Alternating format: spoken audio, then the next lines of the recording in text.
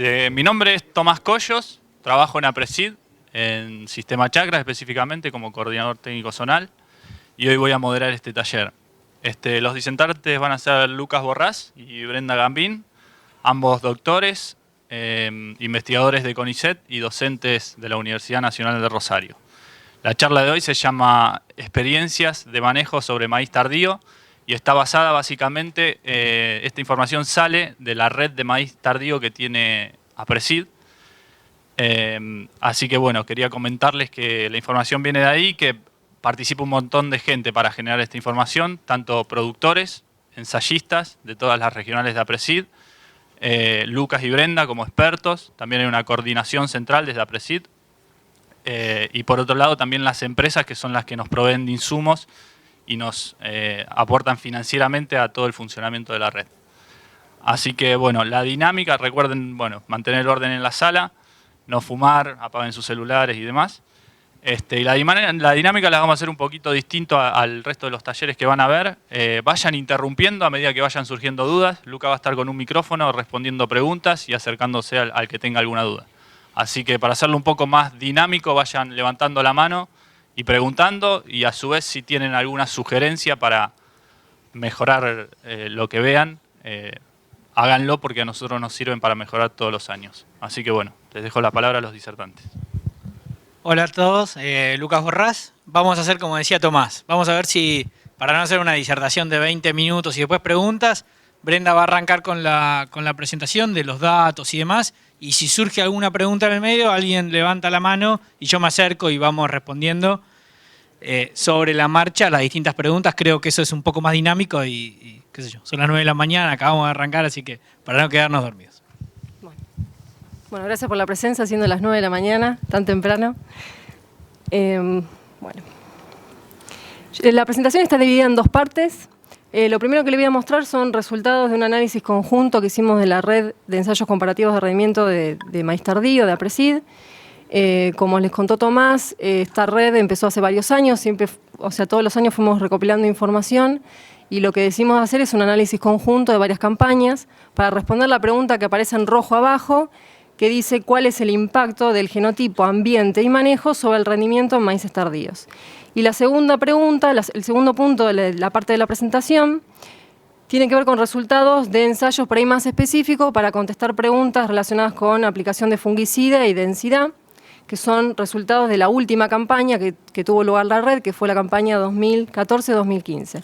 Y ahí aparece abajo la pregunta que lo que se busca responder es cuál es la respuesta a la aplicación de fungicida y a la densidad.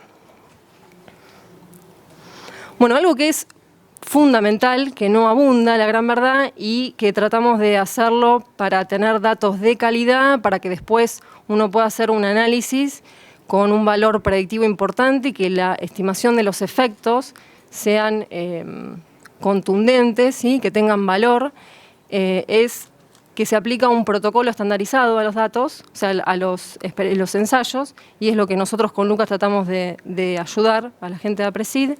Y bueno, en este caso se está mostrando el diseño, que es un diseño en bloques aleatorizados con repeticiones, ¿sí? A través de todos los sitios, y con parcelas grandes que involucran entre 6 y 8 surcos de 200 a 240 metros de largo.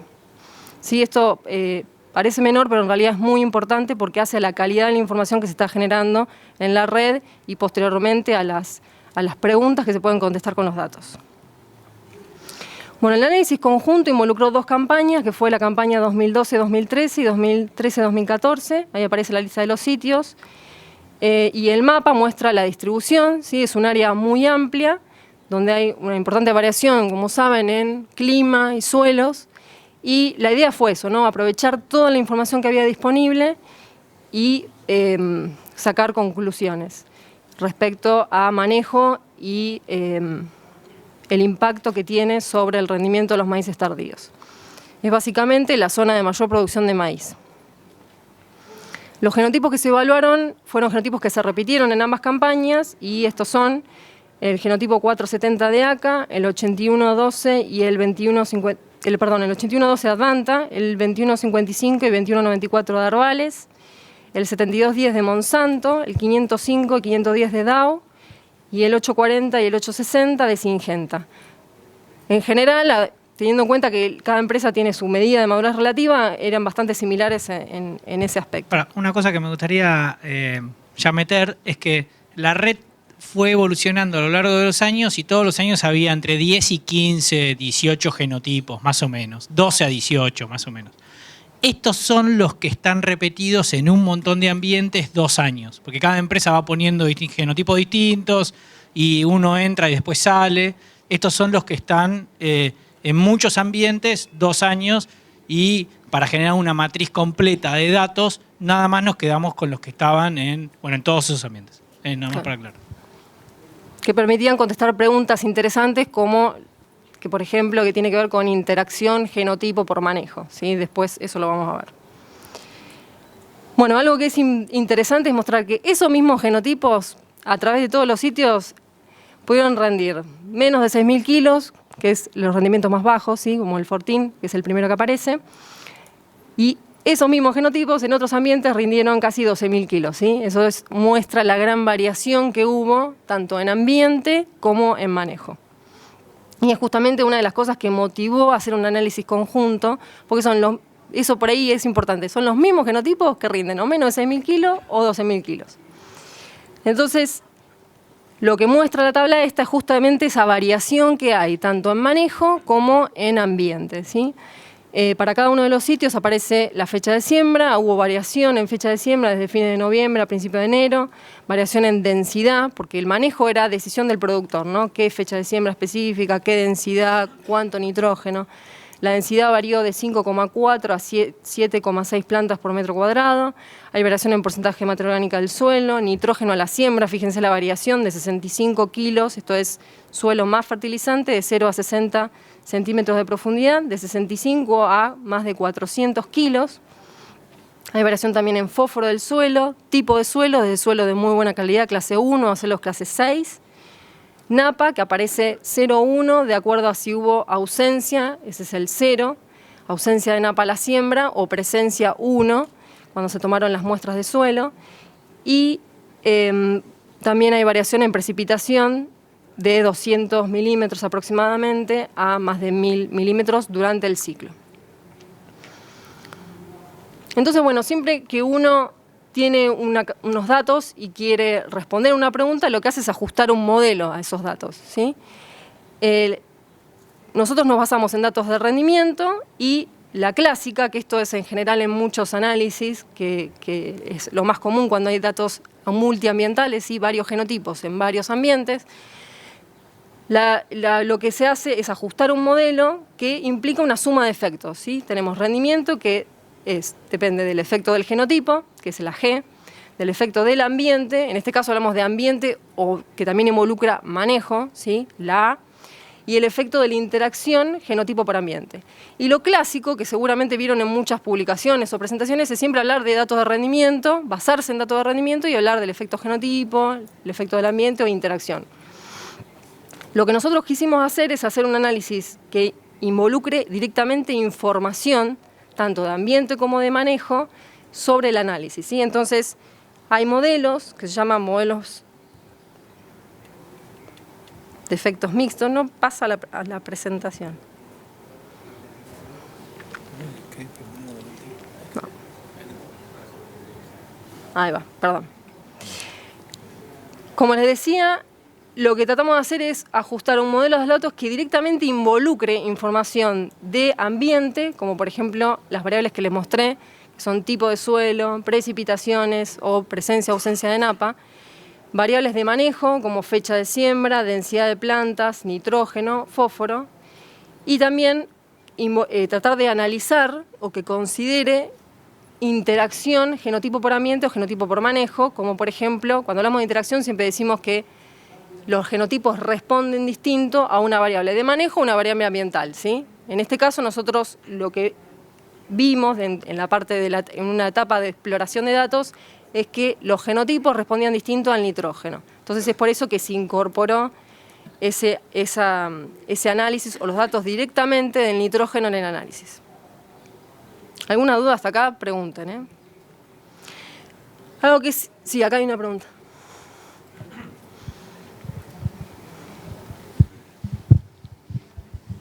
Disculpame, No, por justamente hablaste de la interacción con nitrógeno. Me sorprenden los datos que presentaste, que tenés un rango de concentraciones de nitrógeno de 80 a 400 kilos de nitrógeno en el suelo. Sí. ¿Es nitrógeno nativo del suelo o está considerado el fertilizante que se aplicó encima? No, es kilo de nitrógeno suelo más fertilizante a la siembra. Está considerado... La decisión de acá de aplicación de nitrógeno fue de criterio del productor. En muchos casos lo que pasó es que, como son siembras más tardías, la cantidad de nitrógeno en el suelo, por las mayores temperaturas, sobre todo en la última campaña, fueron bastante altas. Yo no me acuerdo específicamente los valores, pero estamos hablando de más de 100... O sea, acá el dato de nitrógeno es nitratos de 0,60 más el fertilizante que aplicó el productor. Esos son los datos relevados de la red del análisis de suelo más el fertilizante que pusieron. El rango de datos es muy alto porque hay algunos productores que decidieron poner un montón. ¿Sí? O sea, algunos ensayistas que decidieron poner un montón y algunos suelos tenían mucho a la siembra. O sea, maíces tardíos va a tener seguro más que maíz temprano. Eso lo podemos ver más tarde. Pero desde mi punto de vista, ahora vamos a ver, eso nos enriquece los datos un montón al tener un rango muy amplio en el eje X para poder ver interacciones o demás. Bien. Bueno, una cosa que quería puntualizar es la ventaja de este tipo de modelos ajustados a los datos. Y una vez que permite analizar todos los datos, la base de datos en conjunto, entonces uno no está perdiendo información, ¿sí? Se está analizando todo. El segundo aspecto es que eso le permite precisión al estimar el efecto de una variable de manejo, por ejemplo, fertilización, o del ambiente, por ejemplo, NAPA, a través de todos los sitios, ¿sí? Uno, como está analizando todo en conjunto, la estimación de los efectos es más fuerte. Permite tener en cuenta posibles interacciones como las que estábamos discutiendo recién, genotipo por nitrógeno, genotipo por densidad, podría ser otra que es bastante común. Y, por último, que es lo más importante, es que le da valor predictivo, ¿sí? La conclusión de este análisis es que uno le permite predecir para toda esa región el impacto que tiene variables de manejo o del ambiente.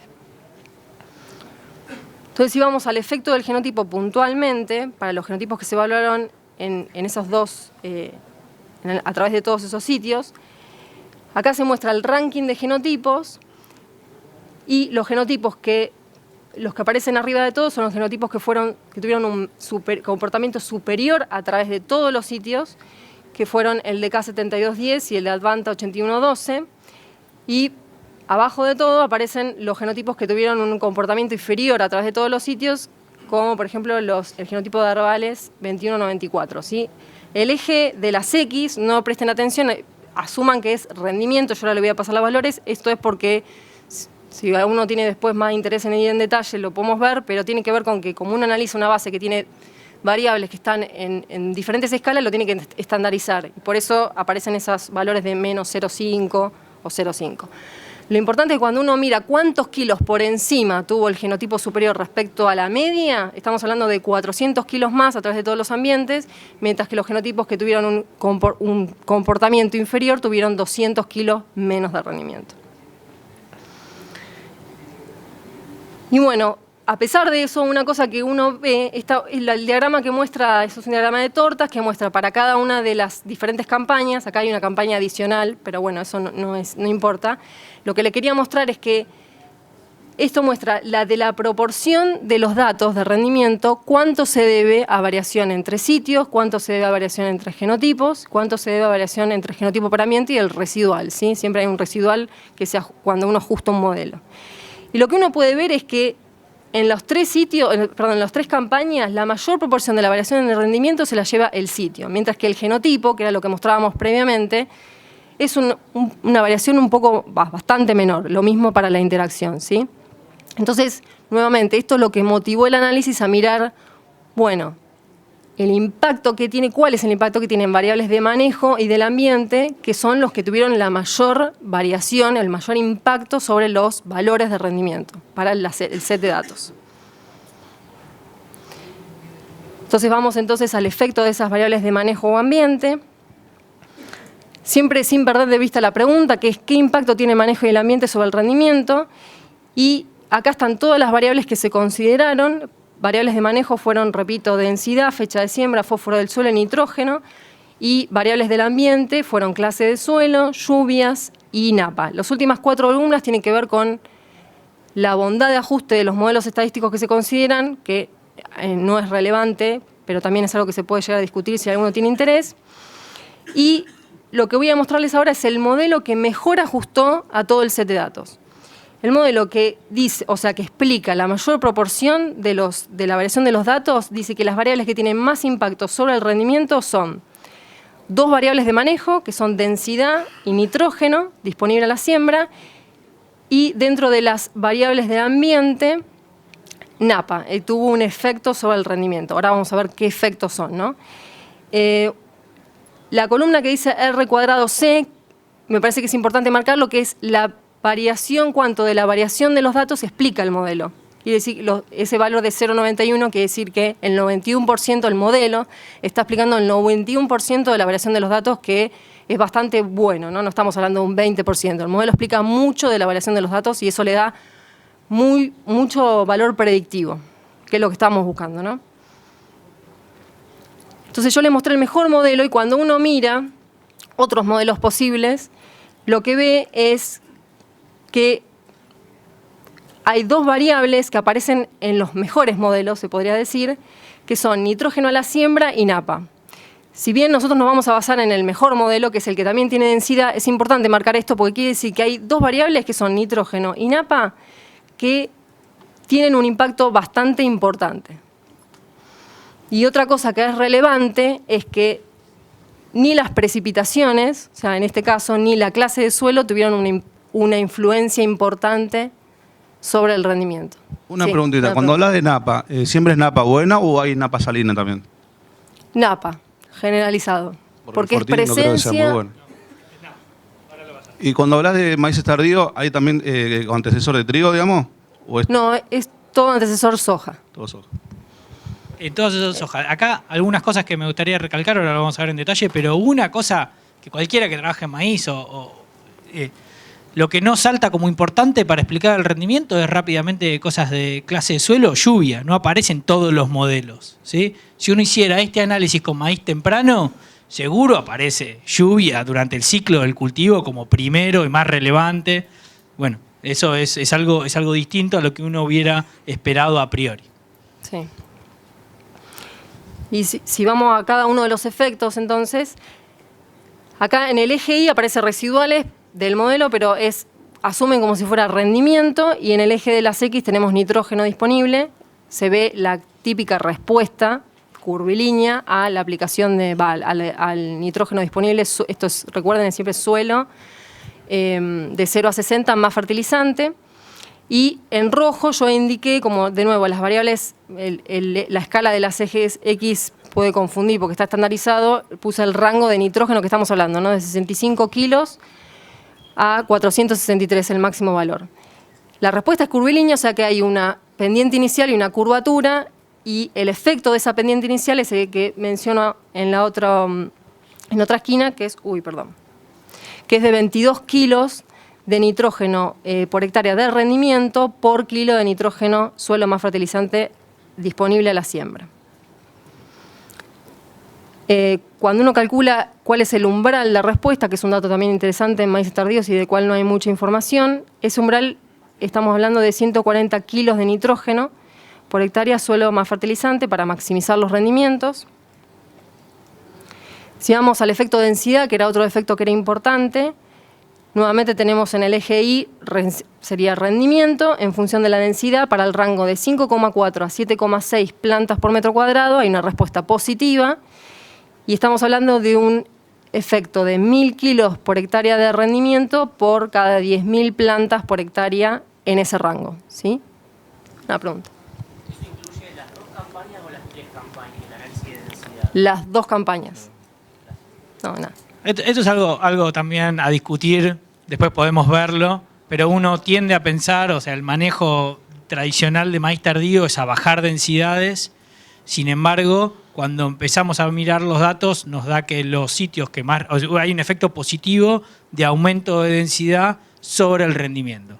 Y algo que uno empieza a mirar más en detalle es que hay muchos sitios que tienen más de 11.000 kilos, ¿no? De 11.000 a 13.000 kilos. y estar sacando 11.000 con una densidad de 5,5 plantas, es casi seguro que en ese sitio, con ese rendimiento, si hubiera puesto más densidad, tendrías más rendimiento. ¿Se entiende eso? Hay sitios de maíz tardío que están rindiendo muy bien y sin embargo estamos bajando densidad en casi todos los casos. Eso lo podemos discutir más tarde, pero es algo que surge como una variable de manejo importante. Sí. Y por último, el efecto Napa, nuevamente, en el eje de las Y, rendimiento en función de ausencia de Napa, que es lo que aparece como 0, o presencia de Napa 1, el efecto es negativo, ¿sí? La Napa tiene un efecto negativo sobre el rendimiento en los sitios donde hubo presencia, y ese efecto es de 1.361 kilos por hectárea de rendimiento. Si vamos... Sí. No, sí, acá está medida la profundidad de Napa, pero en el análisis se pone como cualitativo. ¿Hay Napa a la siembra o no hay Napa? Un análisis posterior podría ser profundidad y tipo de Napa, como preguntabas vos. Pero acá, de vuelta, algo que a mí me parece que es relevante entender, es que agua no nos daba nada y presencia de Napa nos daba negativo. ¿Sí? O sea, eso es algo relevante. Todo 52. Por último, lo que es interacción genotipo por manejo. ¿Se acuerdan que les había comentado que lo que se veía es que los genotipos responden distinto a la aplicación de nitrógeno y a la respuesta, la que aparece del lado izquierdo, es la respuesta general, que ya les había mostrado antes, a de 22 kilos de rendimiento por kilo de nitrógeno por hectárea. Esa variación que uno ve en la respuesta general está asociada a diferencias genotípicas en la respuesta. Y lo que se muestra en la parte derecha de la figura son las respuestas para los diferentes genotipos, los 9 genotipos. Y lo que se ve es que hay genotipos que tienen más respuesta, pasamos de esos 22 kilos promedio a 28 kilos, mientras que hay genotipos que tienen una respuesta menor, de esos 22 kilos de respuesta media pasan a ser 16 kilos. Las conclusiones de esta parte de este análisis global son las siguientes, y una es que la elección del genotipo, el manejo del nitrógeno y de la densidad son las variables de manejo más relevantes para maximizar el rendimiento en maíces tardíos, que el tipo de suelo y las precipitaciones durante el ciclo tuvieron poca influencia. El efecto negativo de la Napa demuestra que el agua evidentemente puede estar en exceso en siembras tardías y que el nitrógeno y el genotipo tendrían que manejarse en conjunto, ya que los genotipos responden distinto al nitrógeno disponible. Y un último que me parecía importante mencionar es que la conclusión básicamente importante de todo este análisis es que los sitios donde hubo un rendimiento bajo no se debió a que tuvieron un suelo de mala calidad o que tuvieron pocas precipitaciones, sino que fue básicamente por mal manejo del nitrógeno, de la densidad y en el peor de los casos porque tuvieron Napa. Sí, eso me parece que es lo más importante también. ¿La densidad qué pudieron ver ahí? No, lo que ella te mostraba, ¿no? Que del rango ese que hay un efecto positivo, pero es un rango acotado, ¿no? O sea, no es un rango gigante. Pero hay muchos sitios en que tienen densidades relativamente bajas en comparación al rendimiento que están sacando.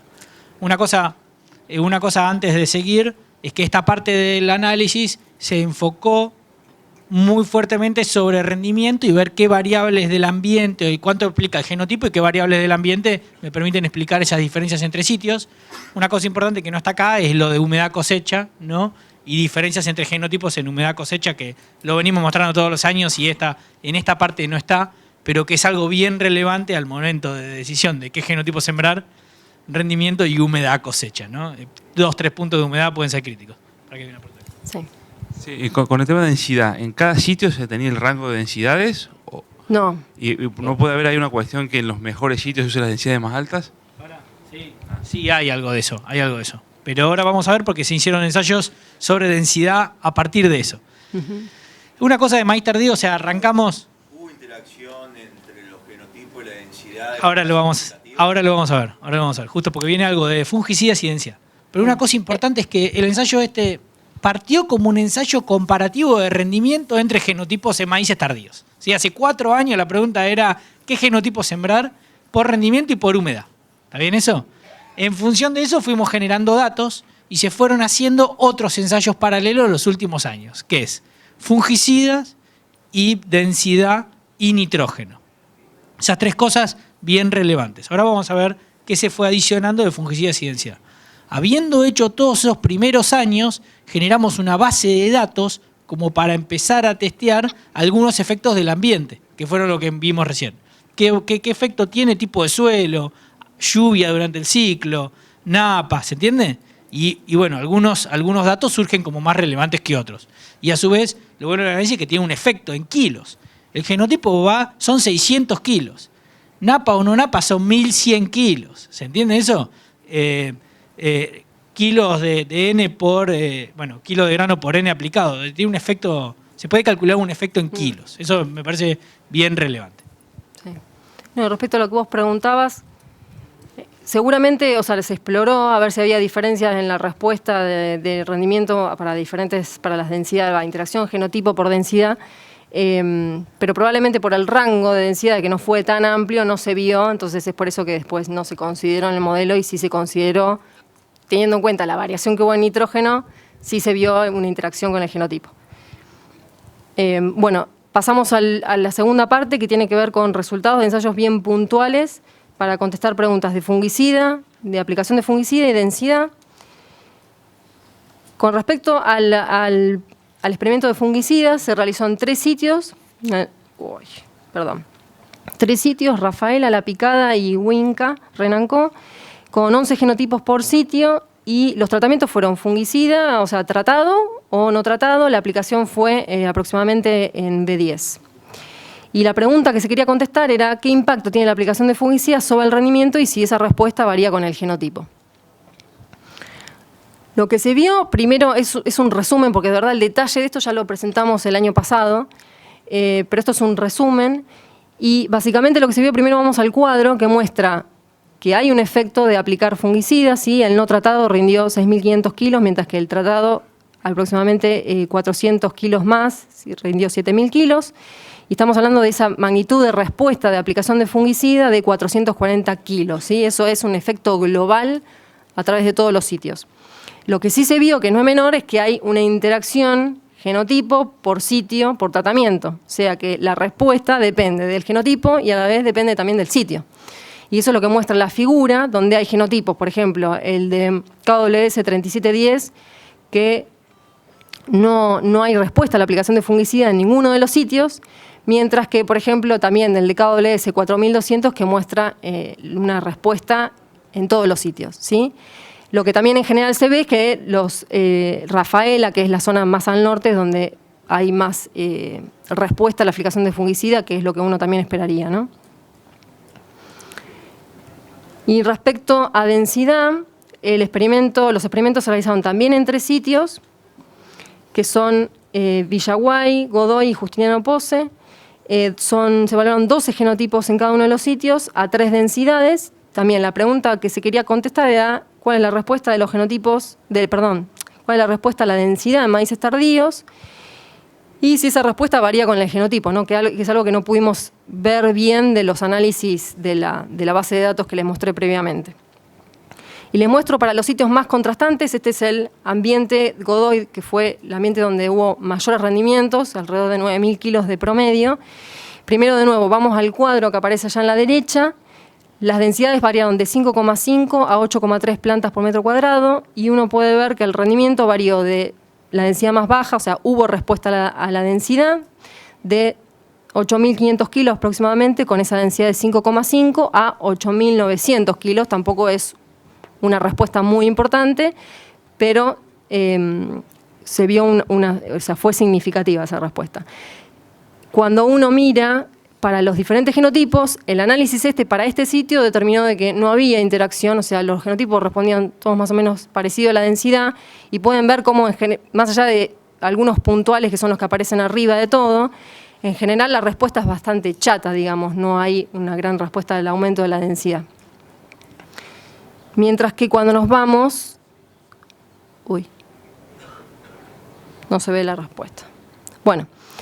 Cuando nos vamos, lo mismo que parecía en la anterior, aparece, justo no se ve, pero la idea era mostrar que la respuesta en un ambiente que fue el otro extremo, Villaguay, fue el ambiente de los rendimientos más bajos. Fíjense la figura que tiene rendimientos de 5.000 kilos de promedio, aproximadamente, Y lo que se veía es que esa respuesta a la densidad, a mayores densidades, en general, claro, peor. El efecto de la densidad es, o sea, la mayor densidad hay menores rendimientos. Lo que se veía es que el máximo rendimiento estaba en las densidades intermedias, mientras que por encima, ahora justo no recuerdo están en el eje X, pueden ver las densidades, que fueron un poquito más bajas respecto al Godoy, al sitio anterior, pero variaron de 5 a 7,8, 7,9 más o menos. Y uno puede ver que la densidad intermedia de 6 fue la que mejor rindió, y por encima de eso cayeron. Lo que sí se vio en este sitio es que hubo interacción, a diferencia del otro, genotipo por densidad. Hay genotipos, como por ejemplo el Advanta 8112, el que aparece en la parte superior, en el extremo derecho. Es un genotipo que no pasa nada, uno le puede aumentar la densidad y el rendimiento no cae, mientras que otro, como por ejemplo el AK 747, donde uno ve que hay una caída, aumento de la densidad. O sea, evidentemente, en ambientes, en este caso peores, la diferente tolerancia a la densidad se manifiesta de los genotipos. Perdón que no se ve la respuesta en el cuadrito. ¿Sí? Sí. ¿La elección de los materiales es la que las empresas recomendaron o lo que los productores eligieron? Y otra es si la aplicación de fungicida fue por protocolo en B10, indistintamente del monitoreo de enfermedades. Respecto a la primera pregunta, eso lo deciden las empresas, digamos, qué materiales se evalúan en la red. Tal cual, sí. Eso siempre, en todos los ensayos que se tuvieron, fue así. Es la que ellos recomiendan, o sea, claro. Si ACA va a poner un genotipo, va a poner el que recomienda para la zona. Claro. Y respecto a la segunda, la aplicación es por protocolo en B10. Sí, por protocolo B10, B14, en ese rango de fenología. Sí, sí. Por eso probablemente en algunos sitios se ve más respuesta que en otros también. Con respecto al primer sitio, ¿hicieron alguna evaluación económica si esa diferencia de aumento de producción había una diferencia económica? Porque aparentemente hay un 30% de aumento de densidad y se correspondería económicamente con el aumento de producción, me parece. Sí, no, es algo que no lo hicimos, pero que se puede hacer, sobre todo porque los materiales tampoco, o sea, hay variación en eso después lo podrás hacer vos con él. Me parece más relevante que cada uno lo haga con su valor de semilla y con su valor de ¿viste? Cuánto vale el grano en un momento u otro, pero es lo que yo haría también. O sea, sí, hay un rango de densidad bastante importante en el sitio que más responde, o que responde en forma positiva, que son 500 kilos. ¿Está bien eso? Eso es bien relevante. También hay que entender que antes nos daba un efecto positivo de densidad, pero había muchos sitios de más de 11.000 kilos. Este es un sitio de 9.000 kilos, o sea, no es de los sitios que más rinden, ¿se entiende? Y eso es una buena parte del por qué había un efecto positivo a aumentar densidades, porque había muchos sitios que tenían muy buen rendimiento. Eso es lo que yo interpreto de la base de datos. Me pareció. Bueno, y las conclusiones de esta segunda parte serían que la respuesta a la aplicación de fungicida fue de 440 kilos, aunque hay interacción con el sitio y con el genotipo, ¿sí? Pero que, bueno, es información de utilidad para decidir dónde es conveniente aplicar o no fungicidas. Y respecto a la parte de densidad, que la respuesta depende del ambiente y del genotipo, esto es bastante de libro, pero bueno, es así, pero que es necesario, evidentemente, generar más información para optimizar lo que es el manejo de densidad en maíces tardíos particularmente. Bueno, como siempre, se agradece a las empresas que participan de la red. Y bueno, ¿más preguntas? Sí, antes que nada, por ahí, Tomás, quieras vos comentar un poco qué se hizo con las cosas de nitrógeno, ¿te parece? Bueno, también tenemos ensayos de genotipo, de fungicida y de densidad, y una parte que se dedica específicamente al nitrógeno. Evaluamos 3 campañas, la 12-13, 13-14 y 14-15. Relevamos un total de 18 sitios. También son los mismos sitios, presentan la misma variabilidad. Y bueno, lo que estamos viendo principalmente es un poco, se corresponde con estos datos porque las respuestas están en los sitios donde empiezan con menos de 100 kilos de N, que para estos años en particular está, digamos, del 50% de los datos para abajo, encontramos esos lotes. Los umbrales se están marcando también ahí con En estos sitios que hay poco N, sobre 160 kilos más o menos de N disponible, fertilizante más suelo, y de aplicado está más o menos en los 70 kilos de estos sitios que arrancan con poco N. Los sitios que arrancan con más N, porque hay algunos sitios que arrancan de 150 kilos de N de suelo para arriba, muchos no tienen respuesta, en realidad son 4 o 5 sitios, un 25% de los sitios, y están asociados a napa y a un nivel de lluvia muy alto entre siembra y floración. Y los sitios que arrancan con mucho N y tienen respuesta están asociados a umbrales un poco mayor, de 200 kilos, pero de N aplicado un poco menor que los que arrancan con menos, alrededor de 35 kilos por hectárea de N aplicado. 0,60 cada 20 centímetros medida. Así que bueno, resumiendo un poco es lo que se viene viendo específicamente en los ensayos de fertilización nitrogenada. O sea, lo que hizo Tomás fue, arrancamos con la red, de vuelta, ¿no? Arrancamos con las cosas de ensayo compartido de rendimiento para ver rendimiento y humedad cosecha, y lo que hizo Tomás al costado fue empezar a poner franjas de nitrógeno y cada franja saltabas 40 o 50 kilos. Saltabas 40 kilos para empezar a ver el umbral específico. Bueno, eso es básicamente lo que se está haciendo.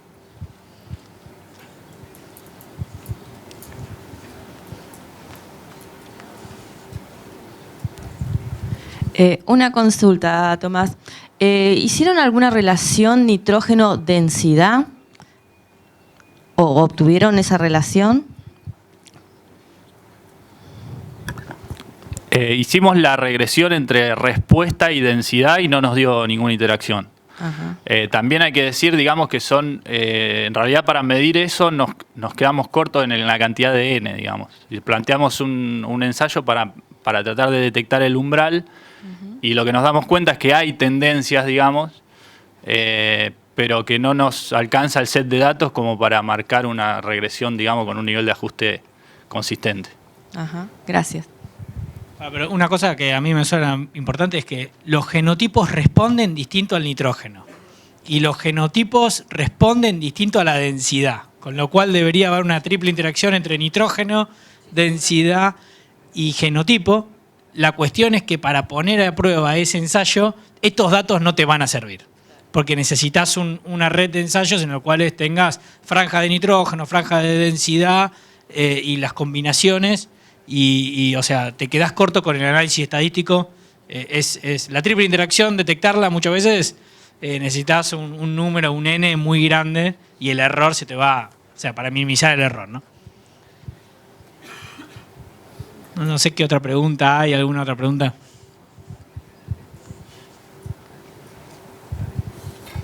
Hola, ¿cómo se explicaron el efecto negativo de la napa?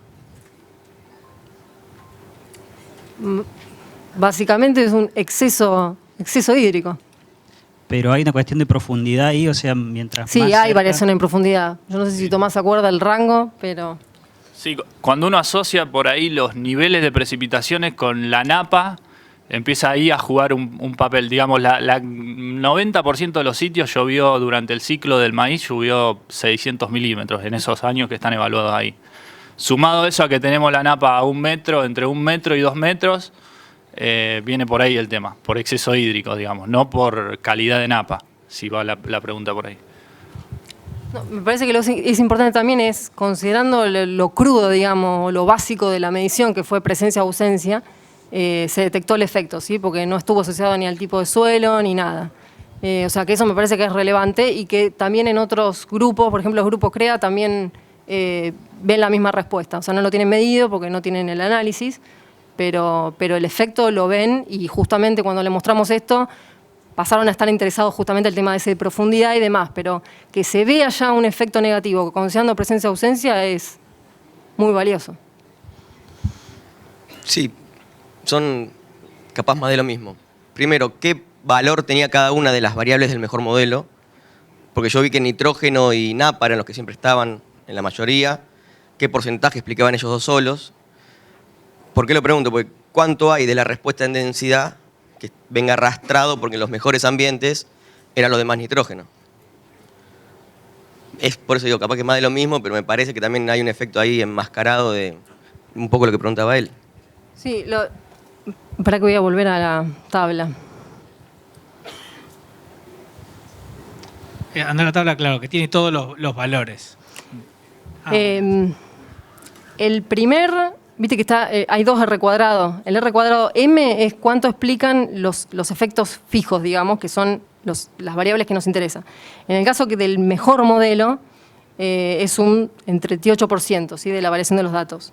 Cuando vos pasás al segundo caso, que es nitrógeno y napa solo, que es justamente el que le sigue, bueno, no importa, pero es 34. O sea que...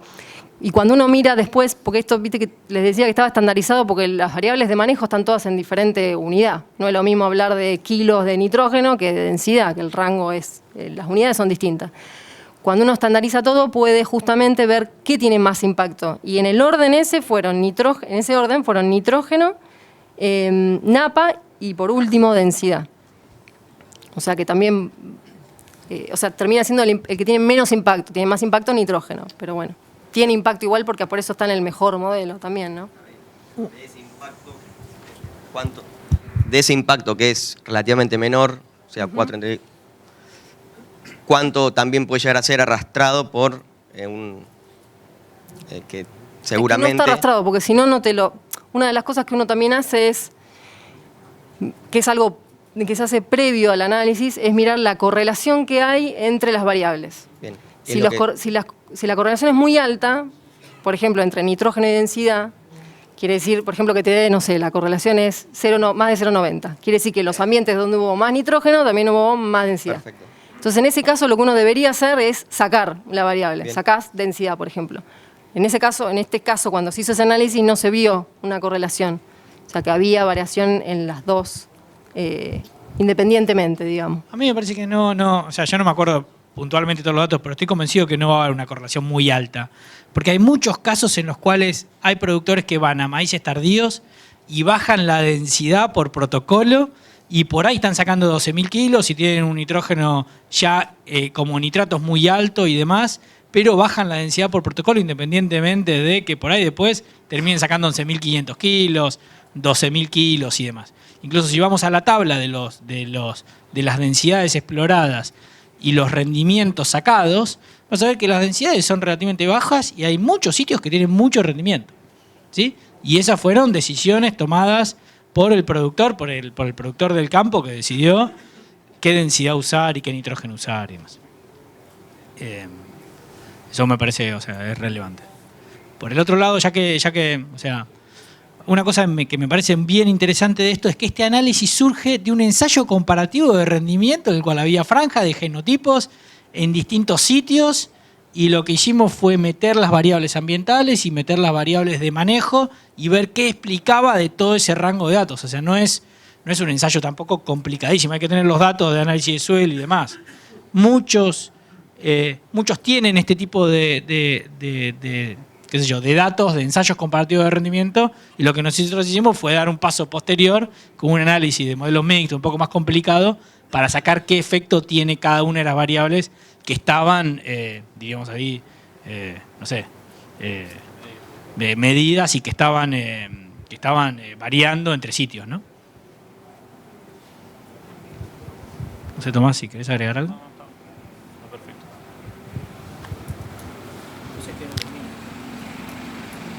Bueno, sí, en realidad, si no hay más preguntas, estamos en horario, así que damos por finalizado el taller. Muchas gracias.